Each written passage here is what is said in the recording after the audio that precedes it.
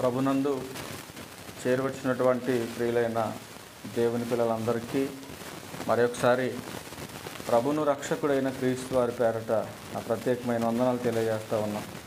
అలాగే ఇంత మంచి సమయాన్ని మనందరికీ దయచేసినటువంటి తండ్రి అయినటువంటి దేవునికి ప్రభు అయిన క్రీస్తు వారి పేరట నా కృతజ్ఞతాస్తుతులు చెల్లిస్తూ ఉన్నాను. ఈరోజు ఒక చక్కటి ప్రాముఖ్యమైనటువంటి విషయాన్ని దేవుని గ్రంథంలో నుంచి పరిశోధన చేసి తెలుసుకోవడానికి చక్కటి సమయాన్ని దేవుడు మనకి అందించినందుకు ముందుగా తండ్రి అయినటువంటి దేవుని కృతజ్ఞతాస్తుతులు చెల్లించబద్దులమై ఉన్నాం. ఈరోజు మనం నేర్చుకోబోతున్నటువంటి పాఠం పేరు గడిచిన వారం మనం తెలియపరచడం జరిగింది. దేని గురించి నేర్చుకుంటాం అని చెప్పాం? మనం చెప్పలేదా? చెప్పానా చెప్పలేదా? ఏమన్నా దేని గురించి చెప్పాను నేను? సంఘం యొక్క పని. ఈరోజు సంఘానికి వస్తున్నటువంటి వారి యొక్క పని ఏంటి? సంఘము ఈ సమాజంలో చేయవలసినటువంటి పని. ఈరోజు జీవనం కొరకు ఎన్నో పనులు చేస్తున్నటువంటి మనం సంఘము చేయవలసిన పనేంటి? సంఘము చేయవలసిన పనేంటి? ఆ కింద సబ్ టైటిల్కి మీరు రాసుకోవాల్సింది ఏంటంటే, ఆ పనిలో సంఘానికి అవసరమైనది కావలసినది ఏంటి? జాగ్రత్తగా రాసుకోవాలి మీరు. సంఘము చేయవలసిన పనేంటి, సంఘము చేయవలసిన పనేంటి, నెక్స్ట్ విషయానికి వచ్చేసరికి ఆ పనిలో సంఘానికి అవసరమైనది కావలసిందేంటి. ఇదంతా కూడా క్వశ్చనే. ఇది మొదటేమో క్వశ్చన్ చెప్పి తర్వాత ఆన్సర్ చెప్పడం కాదు, మొత్తం క్వశ్చనే ఇది. ఈ క్వశ్చన్లో ఒక్క ఆన్సర్ అయినా మీరు ఫేస్ చేయగలరా? దీన్ని ఒక్క ఆన్సర్ ఏం చెప్పగలరా మీరు? ఏమో చెప్పగలరా? బాప్తిస్మాలు పొందిన ఎంతకాలం అయింది? మీరు బాప్తిస్మాలు పొందిన ఎంతకాలం అయింది? బాప్తిస్మాలు పొంది 10 ఏళ్ళైనా 20 ఏళ్ళైనా ఒరిగేది ఏం లేదు. బైబిల్ చెప్పింది నువ్వు చేయకపోతే నువ్వు ఎంతకాలం బాప్తిస్మం పొందినా చస్తే నీకు పరలోకం రాదు. ఇది గుర్తుపెట్టుకోవాలా. ప్రతి క్రైస్తవుడు, ప్రతి క్రైస్తవురాలు గుర్తుపెట్టుకోవలసిన ప్రాముఖ్యమైన విషయాలు ఈరోజు మీతో మాట్లాడబోతున్నాను నేను. జాగ్రత్తగా వినండి, జాగ్రత్తగా ఆలోచన చేయండి.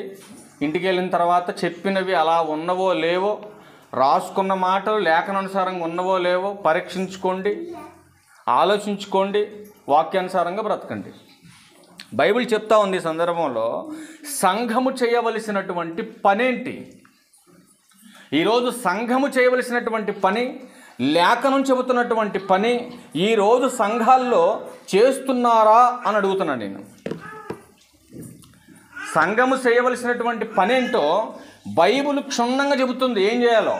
కానీ ఈ రోజున సంఘంలో, ఈరోజు సమాజంలో కనబడుతున్నటువంటి సంఘాలలో దేవుడు చెబుతున్నటువంటి పని జరుగుతుందా అని అడుగుతున్నాను నేను. ఇదిగో సంఘము చేయవలసినటువంటి పనిలో ఆ సంఘానికి కావలసినవి 4 లక్షణాలు అంటున్నాడు. 4. అరే అల్లరి చేయకండి. సంఘము చేయవలసినటువంటి పనిలో కావలసినవి 4. ఒకటి చెప్పగలరు ఎవరైనా? 4 విషయాలు పొందుపరిచాను ఇందులో.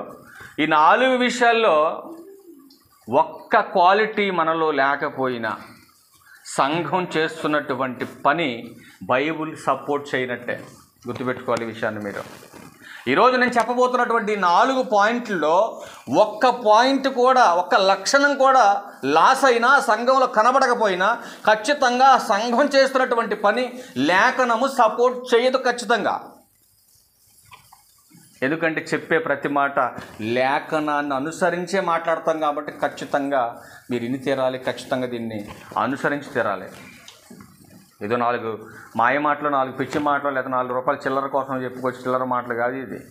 దేవుని సంఘం, ఆ సంఘం చేయవలసినటువంటి పని ఈరోజు సంఘం చేయట్లేదండి.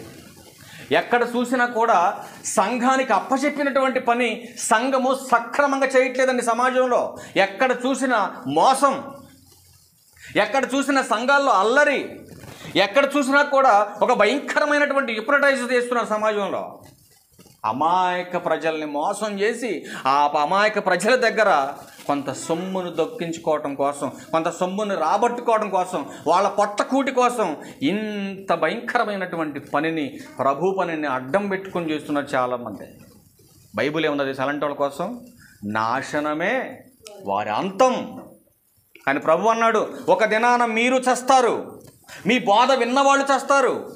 కానీ చనిపోయిన రోజు ప్రభు అంటాడు, అక్రమము చేయవారులారా, అసలు మీరెవరో నాకు తెలియదు. అదేంటి అయ్యగారు, 1,00,000 మంది సంఘం అన్నావు, అద్భుతాలు అన్నావు, పేరు పెట్టి పిలిచావు, అది చేసావు, నూనెలు అన్నావు, కచ్చీపులు అన్నావు, అది అన్నావు, ఇది అన్నావు భూమి మీద బతికినప్పుడు, మరి ఇదేంటి ప్రభు ఏంటి నువ్వు తెలియదు నేను తెలియదు అంటున్నాడు ఏంటి? మనందరికి తండ్రి కూడా ఉన్నాడు, మనకు తెలియకుండా మనల్ని మోసం చేసాడు. ఆది నుంచి వాడు నరహంతకుడు, వాడి సంబంధులు, వాడి పిల్లలంతా కూడా వాడి కోసం సిద్ధపరిచినటువంటి ఒక జైలు ఉంది, ఒక నరక శిక్ష ఉంది. అక్కడ అగ్ని ఆరదు, అక్కడికి వెళ్ళాలంతా కూడా. అందుకే మీరేమి వినుచున్నారో జాగ్రత్తగా చూడాలి. ఎందుకంటే ఈ రోజున భయంకరమైన మోసాలు జరుగుతున్నాయి. సువార్త పేరట భయంకరమైనటువంటి మోసాలు. ఈ మోసాలు పసిగట్టకపోతే పతనానికి వెళ్ళిపోతావు. నువ్వు గుర్తుపెట్టుకోవాలా. ఒక అన్యుడు నిన్ను మోసం చేయడు. పూట కూడి కోసం నీ ఇంటి ముందుకు వచ్చినటువంటి, బ్రతుకు తెరువు కోసం వచ్చినటువంటి 2 కోడికలు పెట్టుకున్నాడు నిన్నేం చేయడు. బైబుల్ చేత పట్టుకొని సమాజంలోకి వచ్చినటువంటి సేవకులు, ఎవడు నిజమైన సేవకుడు, ఎవడు దొంగ సేవకుడు కనిపెట్టాలి మీరు. అక్కడే ప్రమాదం ఉంది మీకు.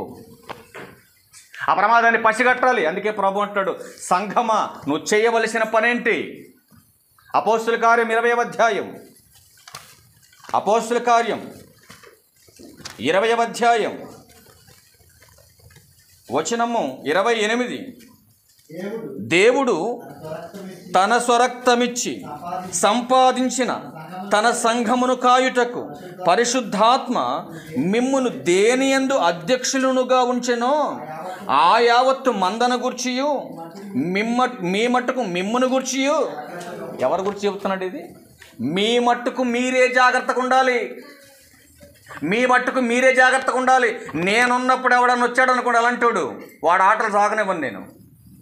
అదే నేను లేనప్పుడు వచ్చాడు అనుకోండి, అసలు ఆయిల్ రాస్తే మోకాలు నిప్పులు పోతున్నాయి, ఆయిల్ రాస్తే తలకాయ నిప్పు పోతుంది, ఆయిల్ రాస్తే నడువు నిప్పు పట్టే మటుమాయం అన్నాడు అనుకోండి, అసలు ఇక్కడ ఎంతమంది ఉంటారండి?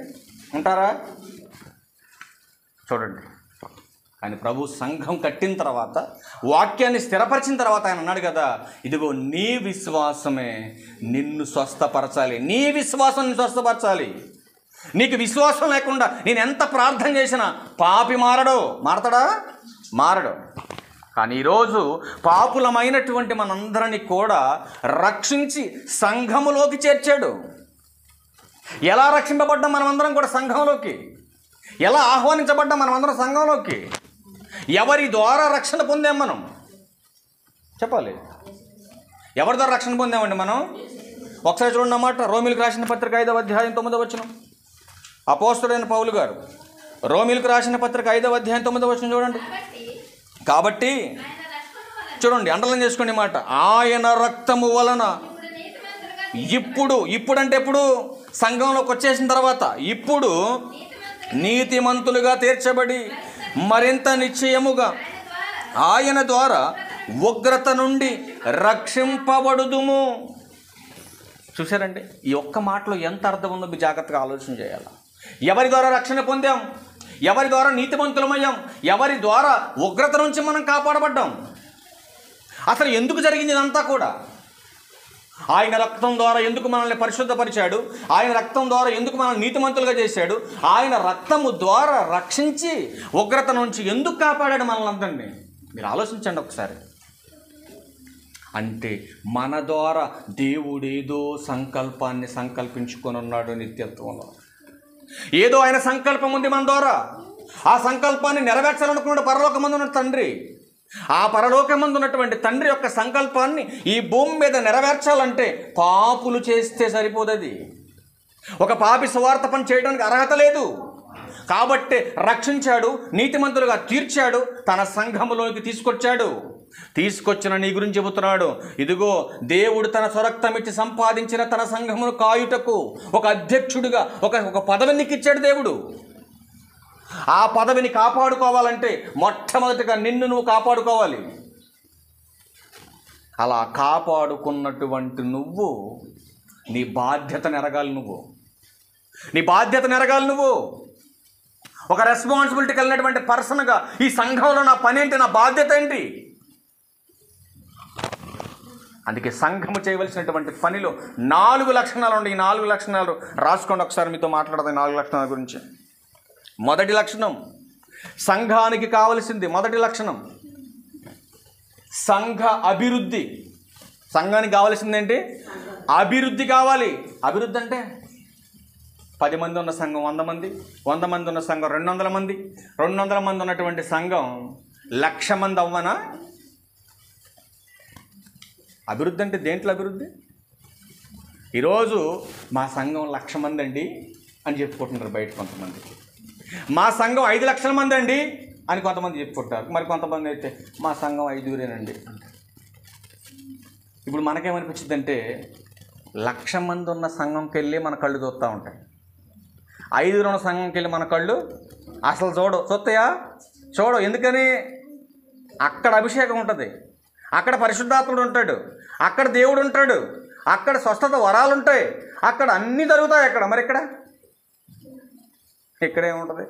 అయ్యగారు 5 కూర్చున్న 5 తప్ప ఇక్కడ ఏమైనా ఉంటుందా? స్వస్థతలు ఉండవు, అద్భుతాలు ఉండవు, ఏమి ఉంటుంది ఇక్కడ. కేవలం ఏముంటుంది ఇక్కడ? వాక్యం మాత్రమే ఉంటుంది ఇక్కడ. అంతేనమ్మా? ఇక్కడ ఏముంటుంది? వాక్యం మాత్రమే ఉంటుంది 5. అక్కడ ఏముంటుంది? అద్భుతాలు, స్వస్థతలు, అబ్బోయేళ్ళు, గోళ్ళన్నీ ఉంటాయి అక్కడ. దేవుడు కోరుకున్న అభివృద్ధి వ్యక్తులలో కాదు. ఎందులో కోరుకున్నాడు దేవుడు? దేనిలో కోరుకున్నాడమ్మా? అభివృద్ధి ఎందులో కోరుకున్నాడు? సంఘములో కోరుకున్నాడు. సంఘములో అంటే సంఘం అంటే ఇదేనా సంఘం అంటే? మరి ఎవరో వ్యక్తులలో కోరుకున్నాడు అభివృద్ధి. వ్యక్తులలో అభివృద్ధి. ఆ అభివృద్ధితో పాటు రెండో మాట చెబుతున్నాడు, క్వాలిటీ ఉండాలి. ఏదైనా ఒక వస్తువు కొనడానికి వెళ్ళామనుకోండి మార్కెట్, ఏం చూస్తాం మనం? 5 వస్తువులు కొన్నా 10 వస్తువులు కొన్నా ఒక్కటి క్వాలిటీగా ఉంటే సరిపోతుంది, మిగతా 4 పనికి మళ్ళీ కొందాం అనుకుంటావా? 10 వస్తువులు కొన్నా ఏమనుకుంటావు నువ్వు? 10 వస్తువులు కూడా క్వాలిటీ ఉండాలనుకుంటావు నువ్వు. అంతేగాని క్వాలిటీ లేనటువంటి వస్తువు ఏ వ్యక్తి కూడా డబ్బిచ్చి కొనడం ఖచ్చితంగా. ఇది మీకు అర్థమై ఉండొచ్చు ఈ మాట. అవునంటారా కాదంటారా? మొదటి మాట ఏంటి? అభివృద్ధి. రెండవది క్వాలిటీ. మూడవది చెబుతున్నాడు, ధర్మకార్యాలు చేసేదై ఉండాలి సంఘం. ఏంటది? ధర్మకార్యాలు చేసేదై ఉండాలి. ధర్మకార్యాలు చేసేదంటే ధర్మకార్యాలు ఎవరికి ధర్మకార్యాలు చేయాలి సంఘం? సంఘములో ఉన్న పరిశుద్ధుల్ని గాలి కొదిలేసి బయట తిరుగుతున్నటువంటి కొంత సమాజం ఉంది బయట, వాళ్ళకి సహాయం చేయమంది సంఘం. దేవుడు కోరుకున్న అక్కడెక్కడైనా కోరుకోవాలి. 4వ విషయం చెబుతున్నాడు. 4వ విషయం క్రమశిక్షణ ఉండాలి. ఏముండాలండి? ఆ పైన ఉన్న 3 కంటే కూడా ప్రాముఖ్యమైంది క్రమశిక్షణ. సంఘానికి కావాల్సింది ఏంటి? క్రమశిక్షణ. ఇందులో 2 పదాలు ఉన్నాయి, ఎడగొట్టి చెప్పండి. క్రమము ప్లస్ శిక్షణ. క్రమం లేకపోతే శిక్షణ రాదు. వస్తుందమ్మా? ప్రతిరోజు టయానికి పిల్లవాడు స్కూల్కి వెళ్తేనే ఉదయం జరిగే ఫస్ట్ ప్రార్థనలకు వస్తుంది. ఏంటా ప్రార్థన? పొద్దున్నే స్కూల్లో కూడా ఏం పెడతారు పిల్లలకి? జాతీయ గీతం పెడతారు. అదొక ప్రార్థనలకి. అవునా కాదా? ఈరోజు మనం కూడా సంఘమా? మీరు ఆలోచన చేయండి. క్రమంగా నువ్వు మందిరానికి రాగలిగితేనే ప్రభు యొక్క శిక్షణలో నువ్వు ఉంటావు. ఇప్పుడు ఈ 4 లక్షణాలు ఎంతమందిలో అని చేతులెత్తండి. ఈ 4 లక్షణాలు సంఘమా? మీరు ఆలోచన చేయండి. సంఘము చేయవలసినటువంటి పనిలో సంఘస్థులకి అవసరమైనటువంటి లక్షణాలు ఇవి. సంఘానికి అవసరమైన లక్షణాలు ఇవి. ఈ 4 లక్షణాలు, ఒకటి అభివృద్ధి, రెండవది క్వాలిటీ, మూడవది ధర్మకార్యాలు, 4వది క్రమశిక్షణ. వీటన్నిటిని చూడటానికి ముందు కొన్ని అద్భుతమైనటువంటి విషయాలు మనం చూడగలిగితే అసలు ఇవన్నీ లక్షణాలు కలిగినటువంటి సంఘం చేయవలసింది ఏంటి? ఇప్పుడు మన దగ్గర క్వాలిటీ ఉంది, అభివృద్ధి ఉంది, ధర్మకార్యాలు ఉన్నాయి, క్రమశిక్షణ ఉంది. ఈ 4 లక్షణాలు కలిగినటువంటి సంఘం ఏం చేయాలి? ఇదే కదండి మనం కావాల్సిన పాయింట్. ఇప్పుడు ఏం చేయాలి? అసలు ఏం చేయాలని సంఘం దేవుని ఉద్దేశమై ఉంది? ఇవన్నీ మనం చూడగలిగితే ఒక్కసారి మీ చేతిలో ఉన్న జీవగ్రంథాన్ని ఓపెన్ చేసి రోమిలకు రాసిన పత్రిక 10వ అధ్యాయం 15వ వచనం. కొంత కంగారు పడకుండా నిదానంగా తీయండి, కొంచెం ఎక్కువగానే కనపడతాయి రెఫరెన్స్లు, మీరు రాసుకోండి జాగ్రత్తగా. చూడండి ఏమంటున్నాడు, ప్రకటించువారు పంపబడని ఎడల ఎట్లు ప్రకటించుదురు? క్వశ్చన్ మార్క్ ఉంది చూడండి. ఏమన్నాడు పౌలు గారు సంఘంతో, రోమ సంఘంతో? ప్రకటించేవాడు లేకపోతే ఎట్లా ప్రకటిస్తాం? మీరు ఆలోచన చేయండి. ఎంతకాలం పోయినా వెంకటేశ్వరవే సువార్త ప్రకటించకుండా పోతా పోతా పోతా చచ్చిపోయాడు అనుకోండి, మరి సంఘానికి సువార్త ఎవడ బోధించాలా? మీరు ఆలోచన చేయండి. ఇదే నా దేవుడు కోరుకుందే. యేసుక్రీస్తు ప్రభువారు ఈ భూమి మీదకి వచ్చాడు ఒక్కడిగా. వచ్చి ఆయన తనతో పాటు కొంతమందిని వెంటేసుకుని తిరిగాడండి యేసుక్రీస్తు ప్రభువారు. సుమారుగా 100ల్లో తిరుగుంటారు ఆయనతో పాటు. వేలల్లో తిరిగిన సంగతి పక్కన పెట్టండి, 100ల్లో తిరుగుంటారు ఆయన అనుసరించేవాళ్ళు, ఎక్కువ నిత్యం అనుసరించేవాళ్ళు. ఆ 100ల్లో నుంచి 10ల్లోకి పడిపోయారు. కనీసం 70 మంది చిల్లరగా ఆయన దగ్గర నిలిచిపోయారు. ఇక 70 మంది చిల్లరగా నిలిచిపోయినప్పుడు ఒకరోజు అన్నాడు కదా, ఒరే బాబు మీరందరూ నన్ను ఎందుకు వెంబడిస్తున్నారు అని అంటే, ప్రభువా నువ్వు రానప్పుడు ఒకప్పుడు ఆకలి చచ్చిపోయేవాళ్ళం మేము, నువ్వు రానప్పుడు మాకు తిండి లేదు, కానీ ఈరోజు నువ్వు వచ్చిన తర్వాత హ్యాపీగా కడుపు నిండా 3 పూటలు తింటున్నాం ప్రభువా నీ వల్ల. అంటే శరీరం కోసం నన్ను వెంబడిస్తున్నారా అని అంటే, అవును ప్రభు, శరీరం కోసం నీ దగ్గరికి వస్తున్నాడు ప్రభు అన్నాడు కదా. ఈ ఒక్కరోజు మాత్రమే శరీరానికి కావలసిన ఆహారం పెడుతున్నాను రా, రేపు నుంచి ఈ ప్రాంతం నుంచి మరొక ప్రాంతానికి వెళ్ళిపోతాను, అక్కడి నుంచి ఇక శరీరానికి కావలసింది బంద్ అన్నాడు. అంతే. ఎంతమంది ఉంటారు ఈ 70 మందిలో? ఎంతమంది ఉంటారమ్మా? ఎంతమంది మిగిలారు? 12 మంది మిగిలారు. ఎందుకని వెళ్ళిపోయారు వాళ్ళంతా? తిండి కోసం, శరీరం కోసం. ఈరోజు సంఘాల్లో కూడా చాలామంది చూడండి, సంఘానికి వస్తున్నటువంటి వారిలో చాలామంది 50% శరీర అవసరాలు తీర్చుకోవటానికి, శరీర కోరికలు తీర్చుకోవడానికి సంఘానికి వస్తున్నారు, కానీ ప్రభు మహిమ కోసం, ప్రభు యొక్క చిత్తాన్ని నెరవేర్చడానికి సంఘాల్లో పని చేయట్లేదండి. మీరు చాలా జాగ్రత్తగా ఆలోచించవలసినటువంటి అవసరం ఉంది.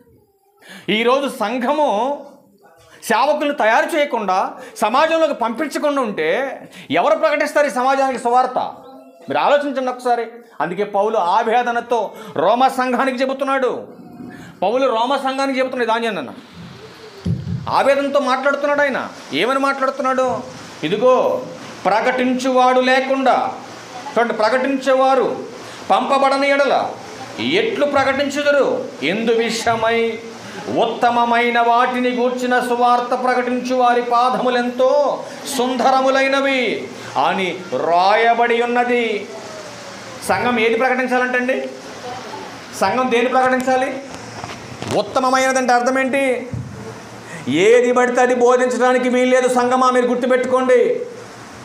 సువార్త పేరట ఏది పడితే అది బోధించడానికి వీల్లేదు. ఉత్తమమైన వాటిని ప్రకటించాలి. అలా ప్రకటించేవాడి పాదాలు సుందరమైనవని చెబుతున్నాడు. సుందరమైనవంటే సబ్బు పెట్టి శుభ్రంగా కడుక్కున్నాడు పాదాలు. అవి ఏంటి? దాని డెఫినేషన్ ఏంటి? సుందరమైన పాదాలు అని అంటే అర్థం ఏంటి అని ఏమంటున్నాడు? ఉత్తమమైన దానిని ప్రకటించువాడి పాదాలు సుందరం అన్నాడు. ఉత్తమమైనటువంటి సువార్త ప్రకటించేవాడు దేనిని కోరుకునేవాడు? సమాధానమును కోరేవాడా, సమస్యలు సృష్టించేవాడా? మీకు అర్థమైపోయి ఉండొచ్చు ఈ మాటలో. ఏమండి? ఉత్తమమైన దానిని ప్రకటించేవాడు సమాధానాన్ని కోరుకునేవాడా, సమస్యలు సృష్టించేవాడా? సమాధానాన్ని కోరుకునేవాడు. సమాధానాన్ని కోరుకునేవాడు సుందరమైన వాడు, అంటే మంచివాడు. సత్యమైనటువంటి సువార్తను ప్రకటించి సమస్యలలో ఉన్నటువంటి వారికి సమాధానాన్ని కలిగించేటటువంటి సేవకుడు ఎవరైతే ఉంటారో వాడి పాదాలు సుందరము అన్నాడు. ఈ మాట ఎక్కడ రాయబడి ఉన్నది అని చెప్పాడు పౌలు గారు? ఏం చెప్పాడు ఇక్కడ కింద? వాని పాదములు సుందరములు అని చెప్పి అని రాయబడి ఉన్నది అని మాట్లాడుతున్నాడు. అసలు సువార్త ప్రకటించాలని ఎక్కడ రాయబడి ఉంది బైబిల్లో? సంగమా, మీరు ఆలోచించాలి. సువార్త ప్రకటించాలని ఎక్కడ రాయబడి ఉంది? ఏ పత్రికల్లో, ఏ సువార్తలో, ఏ గ్రంథంలో రాయబడింది?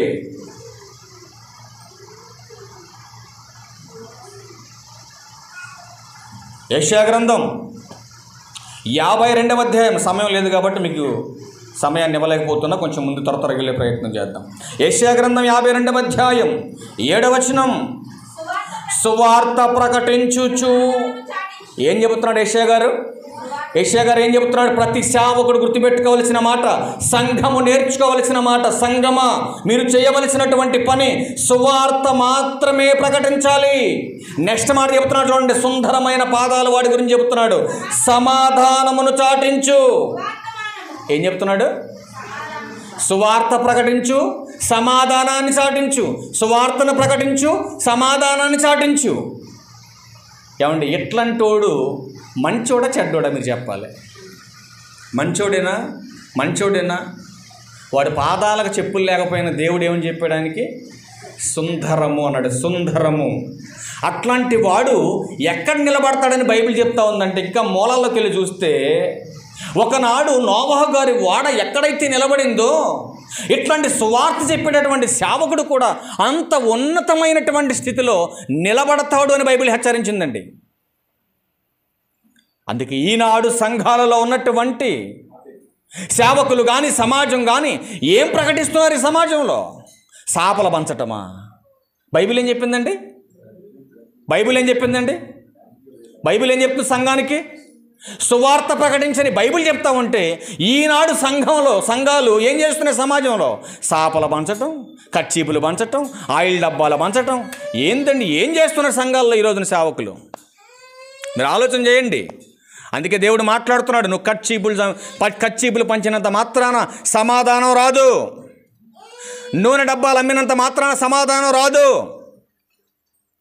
ఈరోజు సబ్బులు ఇస్తున్నారు.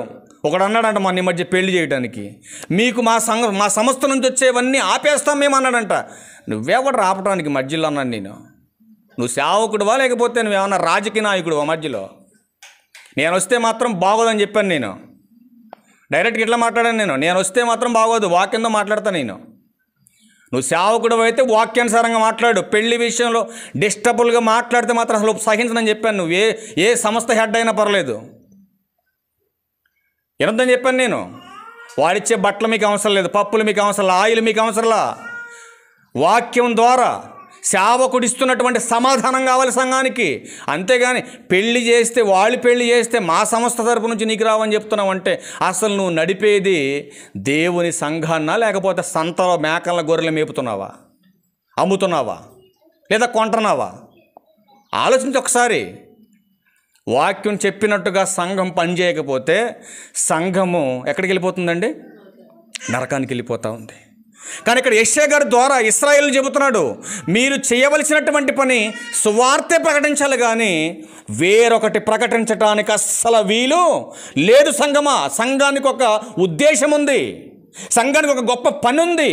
ఆ పని కోసమే సంఘం. అంతేగాని మీరందరూ 10 మంది కూడుకొని ఆయిల్ డబ్బాలు అమ్ముకోండి, కవ్వొత్తులు అమ్ముకోండి, చేపలు అమ్ముకోండి, లేకపోతే మంచి ఏంటంటే అమ్ముకుంటున్నారండి. చీరలు కూడా, తెల్ల చీరలు అంట. చీరల వ్యాపారం కూడా వచ్చేసింది సంఘంలోకి. అమ్మగారే కొనుక్కొస్తుంది మళ్ళీ చీరలు. అమ్మగారు కొనుక్కొచ్చి ఇది పరిశుద్ధాత్మ అభిషేకం పొందిన చీర అంటే ఇది కొంటారా మీరు? మేము కూడా కొనుక్కొస్తాం. అమ్మ ఆ గుంటూరు పోయి 100 రూపాయలు కొనుక్కొస్తాం, 1000 రూపాయలు చెప్తాం. కొంటారు మీరు? కొంటారు. మీరెందుకు కొనరు? బ్రహ్మాండంగా కొంటారు. మీరు కొనరా? మీరు కొనరా? ఎందుకు కొనరు తల్లి? మేము అమ్మితే ఎందుకు కొనరు? ఇప్పుడు ఎవడో వచ్చి అమ్ముతుంటే కొంటున్నప్పుడు మేమేమితే కొనరేంటి మీరు? ఎంత భయంకరమైనటువంటి పరిస్థితులు ఈరోజు సంఘాల్లో కనపడుతున్నాయి మీరు ఆలోచించండి. గత నెల రోజుల నుంచి ఒక భయంకరమైనటువంటి సమస్య ఈ సమాజంలో తలెత్తింది. మరి మీరందరూ వార్తలు చూస్తున్నారో సీరియల్ చూస్తున్నారో నాకు తెలియదు, కానీ ఒక భయంకరమైనటువంటి పరిస్థితులు ఈ గత నెల రోజుల నుంచి ఈ సమాజాన్ని వెంటాడుతుంది. అది ఒక భయంకరమైనటువంటి సమస్యగా స్త్రీలనే వెంటాడుతుంది. మీరు ఆలోచించేయండి. రీసెంట్గా అండి ఒక 4 రోజుల ముందే 5 నెలల పాపను 70 ఏళ్ల తాత పాడు చేశాడు. మరలా 3 పిల్లలండి, 8th క్లాస్ చదువుతున్నటువంటి పిల్లలు, 8th క్లాస్ చదువుతున్నటువంటి 3 పిల్లలు, 3 కుటుంబాలకు సంబంధించిన 3 పిల్లలు 3వ క్లాస్ చదువుతున్నటువంటి పిల్లను పాడు చేసి ఒక ప్రవహిస్తున్నటువంటి ఒక కాలువలో పడేశారండి. ఇప్పటికే 4 రోజుల నుంచి గాలిస్తున్నారు, ఇప్పటికీ దొరకల పిల్ల. రాయగట్టి పడేశారంట దాంట్లో, నీళ్ళల్లో ప్రవహిస్తున్నటువంటి దాంట్లో. మరలా ఇక్కడ పల్నాడు జిల్లాలో మరొక స్త్రీ అండి, 24 సంవత్సరాల అమ్మాయిని, బయటికి బాత్రూమ్కి వెళ్ళినటువంటి అమ్మాయిని పట్టుకొని రేప్ చేసి రాయితో తలగబగలు కొట్టేసి ఆ చెట్ట పొదల్లో పడేస్తే, ఏంటి బయటికి వెళ్ళినటువంటి కూతురు ఇంకా రాలేదని తండ్రి ఆవేదనతో బయటికి వెళ్ళి చూస్తే వస్త్రాలు లేనటువంటి పరిస్థితుల్లో బిడ్డ రక్తం మడుగులు పడిపోయి ఉంది. ఈరోజు మగబిడ్డలు చేస్తున్నటువంటి తప్పుల వల్ల ఆడబిడ్డలు బలైపోతున్నారు. దానికి కారణం ఎవరు చెప్పండి మీరు? ఆవేశంతో కాసేపు ఆడిని ఉరి తీసేయండి, కాల్ చేయండి, చంపేయండి అని చుట్టూ ఉన్నాడు మాట్లాడుతున్నాడు. ఈరోజు ఆ నొక్కడిని చంపితే సమస్య ఆగిపోద్దా? ఈ సమస్యలన్నీ ఆగిపోవాలనే ప్రభు అన్నాడు కదా, అమ్మలారా నా కోసం ఏడవకండి, అస్సలు నా కోసం ఏడవద్దు. మీరు మీ పిల్లల విషయంలో మీరు అస్సలు నిర్లక్ష్యం చేయొద్దు. ఈరోజు ప్రతి న్యూస్ మీడియా, ప్రతి ఒక్క న్యాయస్థానాలు చెబుతుంది ఏంటంటే, ఈరోజు చిన్న చిన్న పిల్లలకి సెల్ ఫోన్లు ఇవ్వటం వల్లే వాళ్ళంత క్రిమినల్ మైండ్తో ఆ పిల్లల్ని చంపేసి వాగులో పడేసారు తీసుకుపోయి. ఈసారి క్లాస్ పెట్టినప్పుడు యవనస్తులు క్లాస్ ఏనండి పెట్టేది, అందులో కావాలని మొత్తం వీడియోలను సేవ్ చేసి పెట్టా. ఆ దుర్మార్గులందరిని మీకు చూపిస్తా. ఎంత వయసు, చిన్న చిన్న వయసు. రాము వాళ్ళ చిన్న అబ్బాయి వయసులండి, ఆ ముగ్గురి చిన్న చిన్న వయసులో చిన్న పిల్లని చంపేసి రాయగట్టి పడేశారంటే ఎంత ముదురులో వాళ్ళు మీరు ఆలోచన చేయండి. అంటే అలా తయారవ్వడానికి కారణం ఎవరండి? తల్లిదండ్రులు కాదా? స్వేచ్ఛగా విడిచిపెడుతున్నారు పిల్లలు. అందుకే మీ పిల్లల గురించి మీకు పదే పదే హెచ్చరిస్తున్నాను నేను, చాలా జాగ్రత్త మీ పిల్లల విషయంలో. వాళ్ళ మైండ్ బైబుల్ వైపుకి, దేవుని వైపుకి మళ్ళించాలి తప్ప, రెండవది వాడు చదువుతున్న చదువు వైపుకి వెళ్ళిపోవాలి తప్ప, ఈ మొబైల్ తయారు చేసినటువంటి తండ్రి తన కొడుకు విషయంలో, కూతురు విషయంలో ఒక స్టేట్మెంట్ రిలీజ్ చేశాడంట. రీసెంట్గా మధ్య వచ్చింది, బయటకు చూశాను నేను దాన్ని. అని అన్నాడు కదా, సార్ మరి ఇన్ని వేల రూపాయలు విలువైనటువంటి మొబైల్స్ మీరు తయారు చేశారు కదా, మరి నీ కూతురు బర్త్డేకి, నీ కొడుకు బర్త్డేకి ఎన్ని వేల రూపాయలు గిఫ్ట్ వాళ్ళకి ఇవ్వబోతున్నారు అంటే, ఆయన ఒక మాట చెప్పాడు కదా, తండ్రిగా నేను బతికినంత కాలం కూడా నా కూతురుకు కానీ కొడుకు కానీ ఈ మొబైల్ చేతికి వెళ్ళకుండా కాపాడుతానని చెప్పాడు ఆయన. చాలా అద్భుతమైనటువంటి పర్సన్ ఆయన. ఎందుకని అడిగారు, న్యూస్ మీడియా అడిగింది, ఎందుకు సార్, ఎందుకు ఎవరు మీరు అంటే, ఆయన మాట్లాడుతున్నాడు, నా పిల్లల మైండ్ అంతా కూడా ఇది పాడు చేస్తుంది, వాళ్ళ భవిష్యత్తులో గొప్పవాళ్ళు అన్నటువంటి ఆలోచన వాళ్ళకి పోతుంది. కాబట్టి దీన్ని ఎప్పటికీ వాళ్ళ చేతికి వెళ్ళను. వాళ్ళు సక్సెస్ అవ్వాలి భూమి మీద. వాళ్ళు సక్సెస్ అయ్యి ఒక ఉన్నతమైన స్థానంలోకి వెళ్ళిన తర్వాత అప్పుడు దీని అవసరం వస్తుంది వాళ్ళకి. దీని అవసరం అప్పుడు వచ్చినప్పుడు వాళ్ళకి నా చేతులారా నేనే తీసుకెళ్ళి వాళ్ళ చేతిలో పెడతాను నేను మొబైల్. అప్పటి వరకు వాళ్ళిద్దరి చేతికి మొబైల్ అనేది వెళ్ళనివ్వను, వెళ్ళి నా ఊరుకోనని చెప్పాడు ఆయన. ఈరోజు నువ్వు అన్నం తినకపోతే ఫోన్ ముందు పెడతా, సీరియల్ చూడలేకపోతే ఫోన్ ముందు పెడతా, నువ్వు చేసుకున్న పనులు కడ్డొస్తుంటే చిట్టిచీలకు మా అమ్మ కావాలా, చూసుకో అటు చూసుకో. నువ్వు చేసే భయంకరమైనటువంటి తప్పది. నీ బిడ్డల్ని నీ చేతులారా నువ్వే చంపుకుంటున్నావు. రోజు కొంచెం విషం పెడుతున్నావు వాడికి, రోజు కొంచెం విషాన్ని ఎక్కిస్తున్నావు వాడి మైండ్లోకి. సంఘం ఆత్మీయ అభివృద్ధిలో ఉండాలి అంటే సంఘం ఈరోజు బైబుల్ కంటే ఎక్కువగా మొబైల్ వాడుతుంది. అవునంటారు కాదంటారు చెప్పాలి. ఈరోజు ఉదయం లెగంగానే అసలు నేను సెల్ ఫోన్ చూడలేదన్న చేతులు ఎత్తండి ఎవరైనా ఉంటే. అసలు పక్క మీద నుంచి లెక్కకుండానే మొబైల్ చూసేవాళ్ళు కొంతమంది ఉన్నారు. చాలా ధన్యులు, వాళ్ళకి సూత్రం చెప్పాలి మనం. ఉన్నారా లేదా? ప్రార్థన కూడా చేయరు, తల కింద పెట్టుకుంటారు ఫోన్లుగా. చాలా తప్పండి, అది చాలా తప్పు. మనం పక్క మీద నుంచి కింద కాలు పెట్టామంటే అది మోకాళ్ళే పడాలి. మోకాళ్ళు పడిన తర్వాతే లేచప్పుడు రెండో పనిలోకి చేయబెట్టాలి. అది దేవుని ఆశీర్వాదం నీకు, దేవుని దీవెన అది నీకు.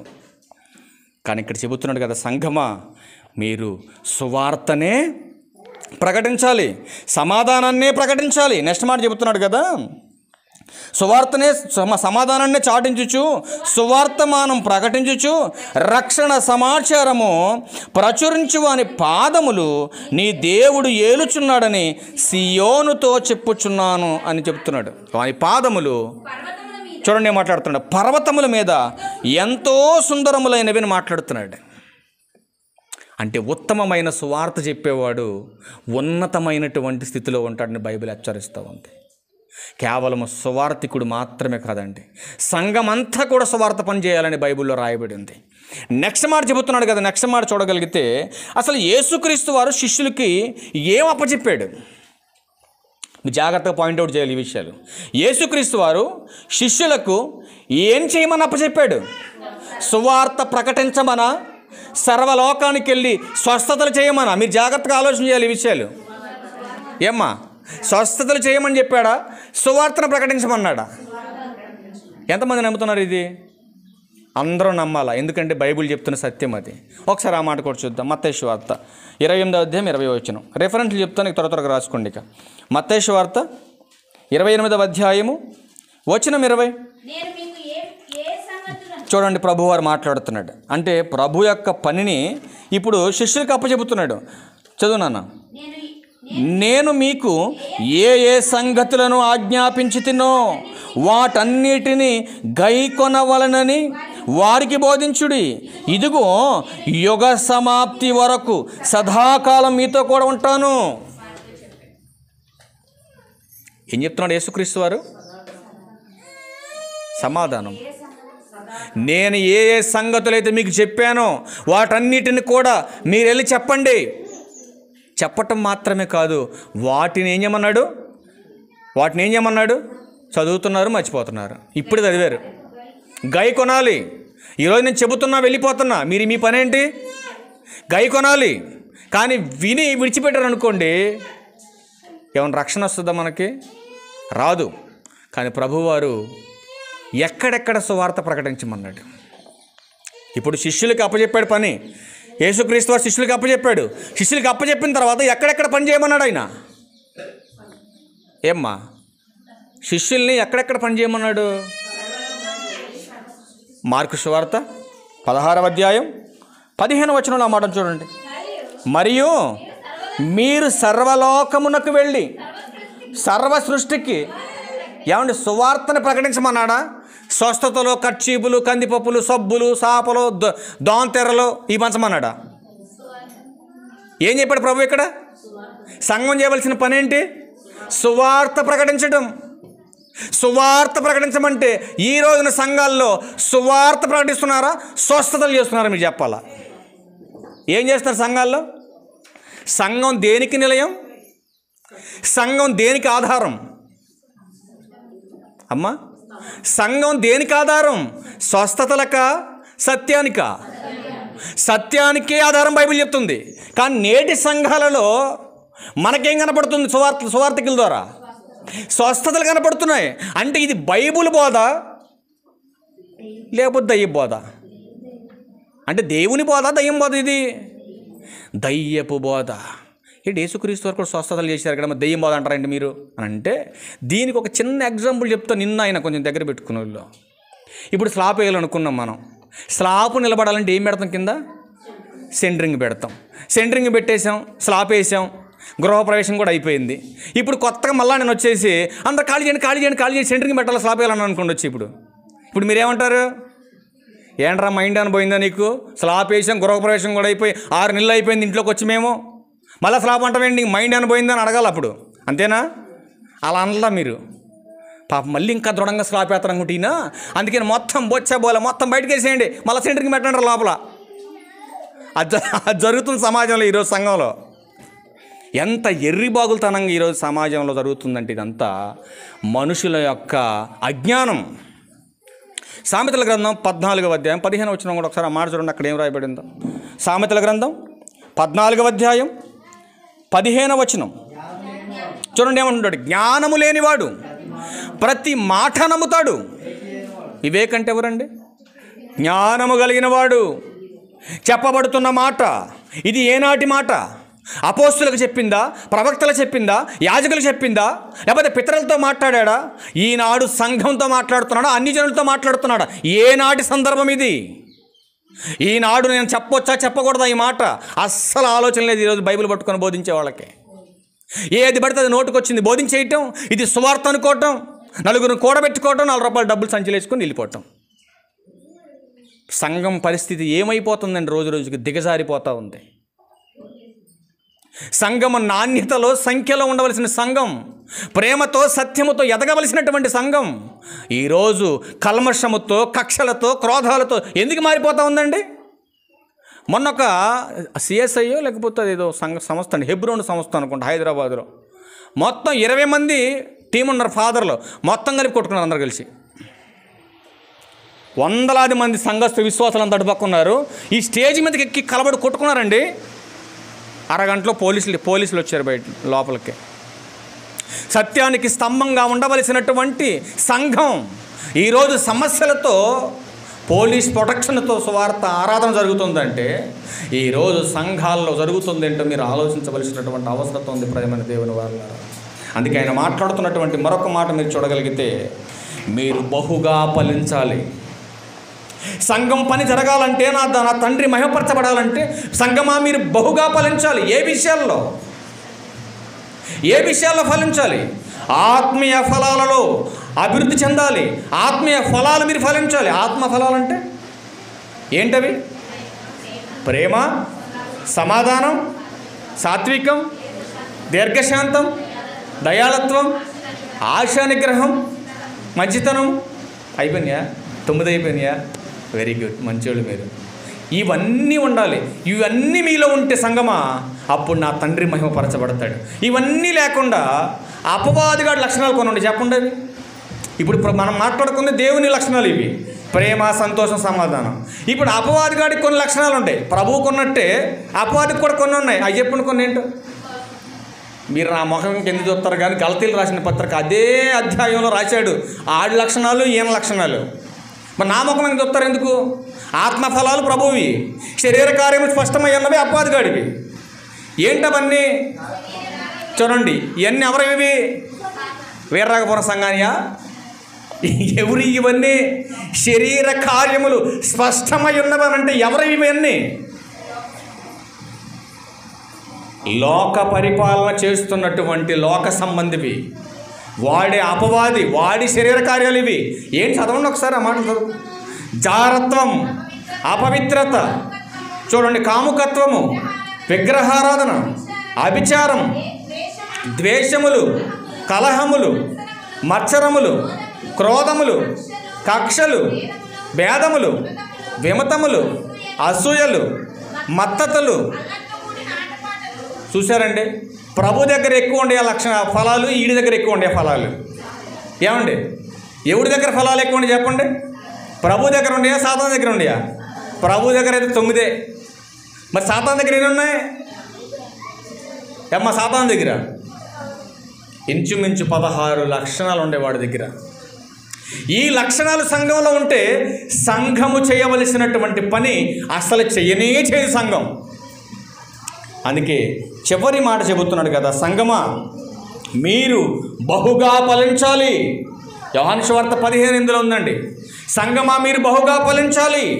రెండవ విషయం చెబుతున్నాడు, సంఘమా క్వాలిటీ విషయంలో మీరు అభివృద్ధి చెందాలి. ఎలా అభివృద్ధి చెందాలి? దేంతో అభివృద్ధి చెందాలి? ఒకసారి ఆ మాట చూద్దాం. ఎఫెసీయులకు రాసిన పత్రిక 4వ అధ్యాయం 15వ వచనం. ఎఫెసీయులకు రాసిన పత్రిక చూడండి, ఇందులో ఎదగాలి చెబుతున్నాడు. ప్రేమ కలిగి సత్యము చెప్పుచు క్రీస్తు వలె ఉండుటకు మనం అన్ని విషయములలో ఎదగాలి. ఏమండి, ఈరోజు ఈ సంఘం అంటే ఆ సంఘానికి పడుద్దమ్మా? ప్రేమ కలిగి సత్యము చెప్పేటటువంటి సంఘము, ఈ సంఘానికి ఆ సంఘం అంటే పడుతుందా? పైన 11, 12 కలిసి ఉంటాయి. అక్కడ ఏం రాయబడి చూడండి.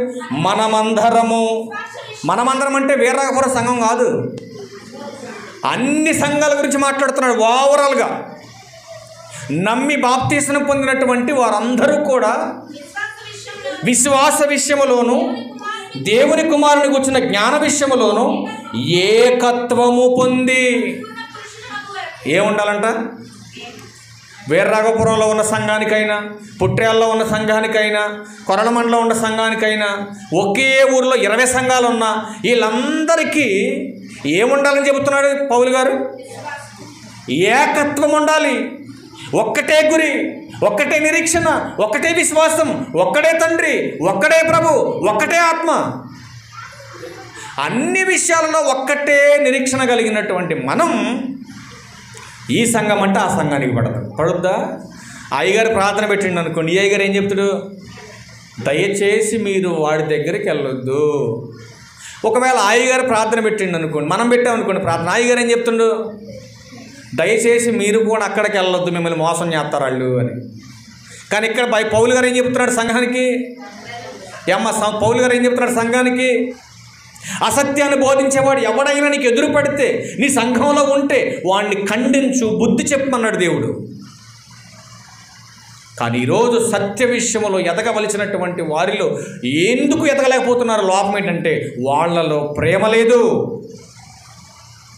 అందుకే మరొక అద్భుతమైనటువంటి విషయాన్ని చెబుతున్నాడు. ఎఫెసీయులకు రాసిన పత్రిక 2:21 ప్రతి కట్టడము ఆయనలో చక్కగా అమర్చబడి ప్రభువునందు పరిశుద్ధమైన దేవాలయముగుటకు వృద్ధి పొందుచున్నది. మనమందరము కూడా దేవునికి ఆలయాలం. దేవునికి ఆలయాలమైనటువంటి మనందరం కూడా ఒక పరిశుద్ధమైనటువంటి సంఘముగా కట్టబడినటువంటి మనం ఆత్మీయ అభివృద్ధి కావాలి. మనందరికీ ఆత్మీయ అభివృద్ధి మనందరికీ అవసరమని మాట్లాడుతూ ఉన్నాడు. కానీ సంఘము బహుగా ఫలించాలి. ఏమంటే సంఘము క్వాలిటీ కలిగి ఉండాలి. మూడోది మాట్లాడుతున్నాడు, ధర్మకార్యాలు చేసేదై ఉండాలి. ధర్మకార్యాలు అంటే ఎవరికి చేయాలి? ఎవరి ద్వారా చేయాలి? ఎవరికి చేయాలి? ఎవరు చేయాలి? ఎవరి ద్వారా చేయాలి? ఎవరికి చేయాలి అనే దాని గురించి కొన్ని మాటలు మనం చూద్దాం. రోమిలకు రాసిన పత్రిక 15వ అధ్యాయం. ఎవరికి చేయాలి చూడండి. ఇంకా 2 మాటలు దృష్టిలో వచ్చేద్దాం. రోమిలకు రాసిన పత్రిక 15వ అధ్యాయం 25వ వచనం నుంచి చూడండి. 25 నుంచి అయితే చూడండి ఏమన్నాడు? అయితే ఇప్పుడు పరిశుద్ధుల కొరకు పరిచర్య చేయొచ్చు యెరూషలేముకు వెళ్ళుచున్నాను. పౌలు గారు మాట్లాడుతున్నాడు. ఎక్కడికి వెళ్తున్నాడు అండి? యెరూషలేముకి ఎందుకు వెళ్తున్నాడు?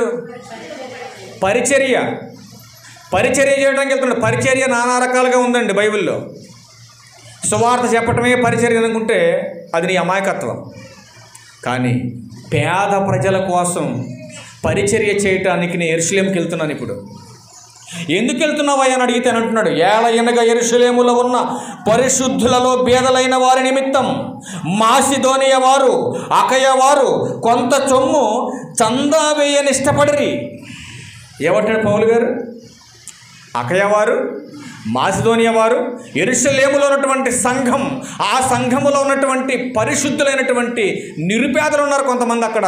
ఆ నిరుపేదల కోసం వాళ్ళ ఆకలి తీర్చడానికి ఎక్కడో ఉన్నటువంటి మాసిదోనియటువంటి సంఘం, అకయ సంఘం కొంత చందా పోగు చేసి ఇవ్వటానికి ముందుకొచ్చారని మాట్లాడుతున్నాడు. అసలు మాసిదోనియా సంఘము డబ్బు విషయంలో గొప్పదంటారా, బలహీనమైందా? ఒకసారి మనం చూద్దాం. కొరింథీయులకు రాసినటువంటి పత్రిక, కొరింథీయులకు రాసినటువంటి 2వ పత్రిక 8వ అధ్యాయం. మాసిదోనియా సంఘం ముందుకు వచ్చిందంటే మాసిదోనియా సంఘం ఏమన్నా ఉద్యోగస్తుల వాళ్ళు, ఏమైనా వ్యాపారస్తుల, లేకపోతే డబ్బున్న వాళ్ళు? చూద్దాం ఒకసారి ఆ మాట. ప్రారంభ వచనాలు, సహోదరులారా మాసిదోనియా సంఘములకు అనుగ్రహింపబడి ఉన్న దేవుని కృపను గూర్చి మీకు తెలియజేయుచున్నాము. ఎవరు చెప్తున్నాడు ఈ మాటలు? మాసిదోనియా సంఘం గురించి పౌలు గారు ఏ సంఘానికి చెబుతున్నాడు? కొరింథీ సంఘానికి చెబుతున్నాడు. ఇక్కడ మీరు జాగ్రత్తగా ఆలోచించవలసిన విషయం ఏంటంటే, కొరింథీ సంఘము నిరుపేద సంఘమా, డబ్బున్న సంఘమా? మీరు చెప్పాలి. అసలు దేనికి లోటు లేనటువంటిది, ఏ క్రియలు కూడా చేయకుండా సైలెంట్గా ఉండకున్నటువంటి సంఘమే కొరింథీ సంఘం అండి. కొరింథీ సంఘము డబ్బు విషయంలో చాలా బహు గొప్పగా ఉన్నటువంటి సంఘం. కానీ మాసిదోనియా సంఘం చాలా బలహీనమైన సంఘం. నెక్స్ట్ 2వ వచనం, ఏలయనగా వారు బహుశ్రమల వలన పరీక్షింపబడగా అత్యధికముగా సంతోషించిరి, మరియు వారు నిరుపేదలైనను వారి దాతృత్వము బహు విస్తరించెను. సంఘం ఎలా ఉందంటండి?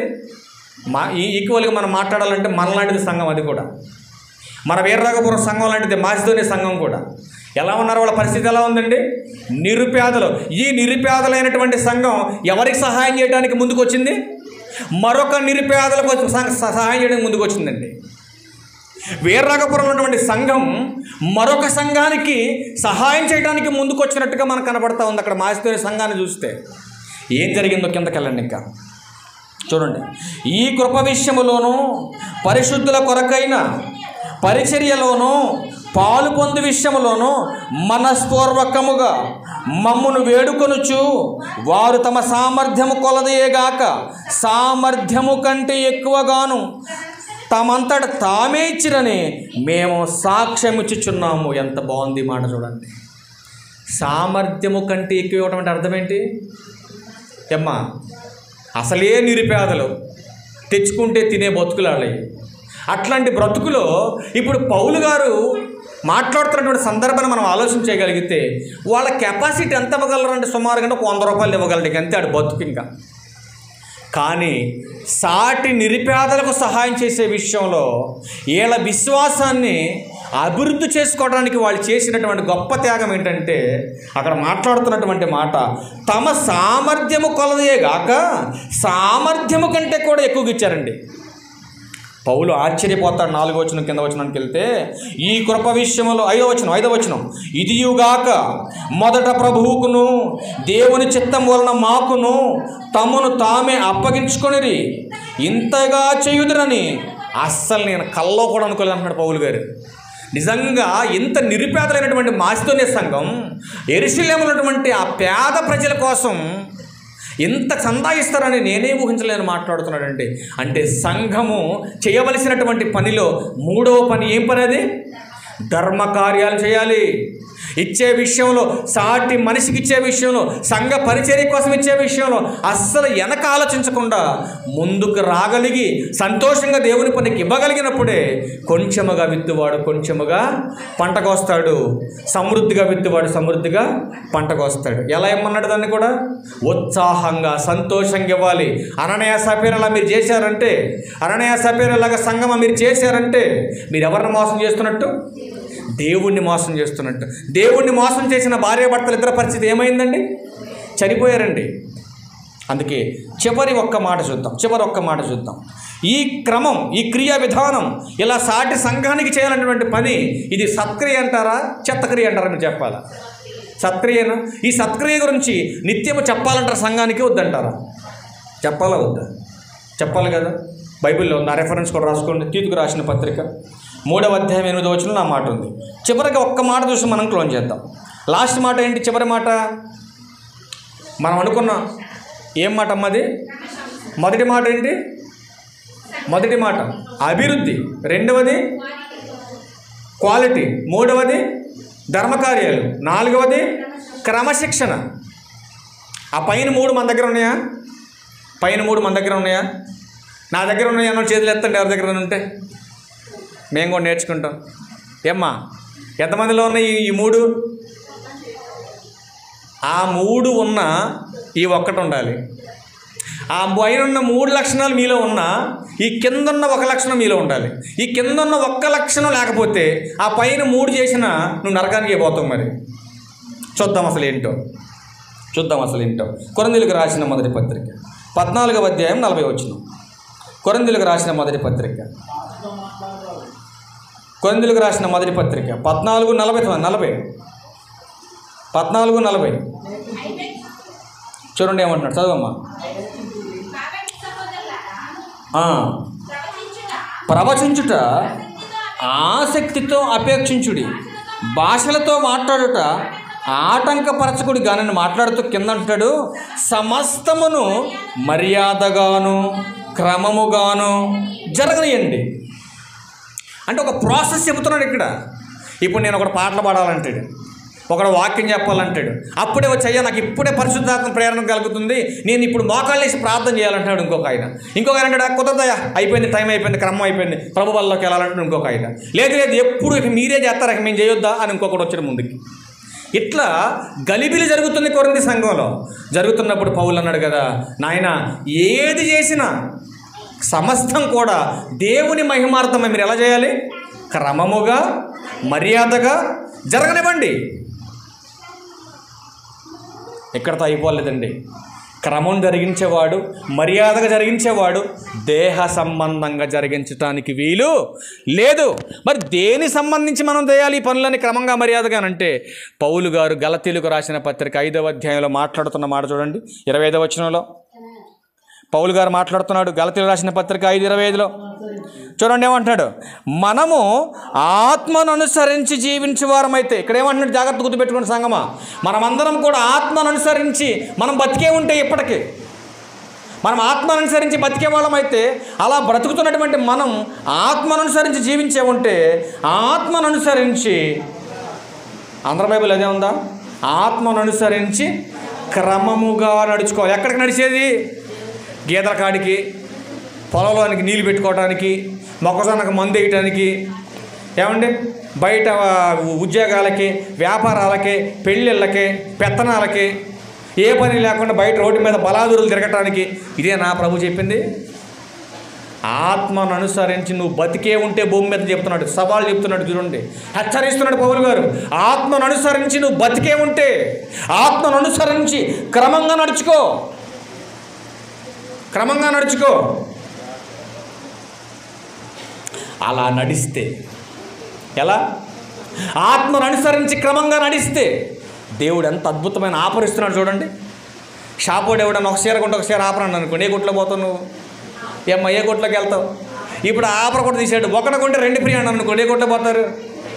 అది పాడైపోయేదా, పిగిలిపోయేదా, రంగు పోయేదా, లేకపోతే కొరసదా, లేకపోతే కుంటిదా, గుడ్డిదా, ఇదేమీ చూడం మనం. ఆడు ఒకటి కొంటే 2 ఫ్రీ అని చెప్పేసి ఈ కొట్లోకే పోతారు అందరూ. అవునా కాదా?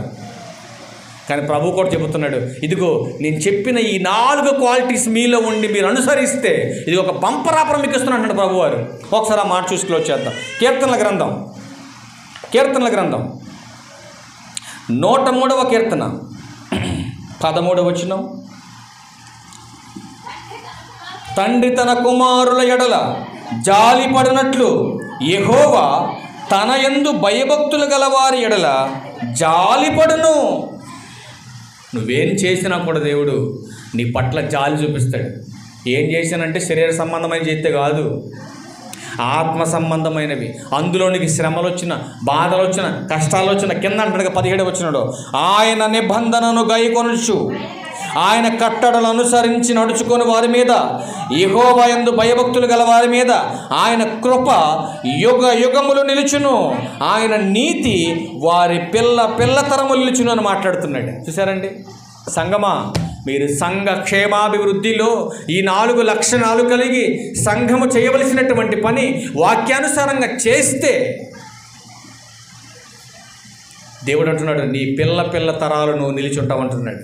ఒక మాట ఎఫెసీయులకు రాసిన పత్రిక 3వ అధ్యాయం